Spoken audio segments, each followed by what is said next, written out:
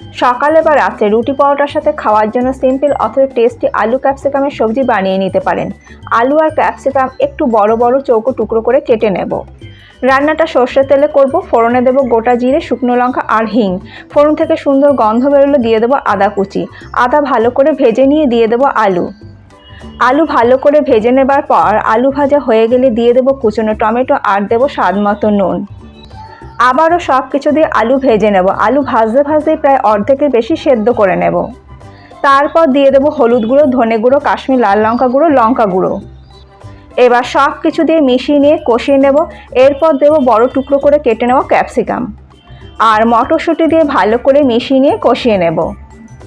দিয়ে দেবো গরম জল, মিশিয়ে নিয়ে দিয়ে দেবো চিনি। সব কিছু ভালো করে মিশিয়ে নিয়ে রান্না করে নেব। ক্যাপসিকাম যেন খুব বেশি নরম না হয়ে যায় সেটা একটু খেয়াল রাখতে হবে। সবশেষে দিয়ে দেবো কুচনো ধনেপাতা আর আমচুর পাউডার কিন্তু অবশ্যই দিতে হবে।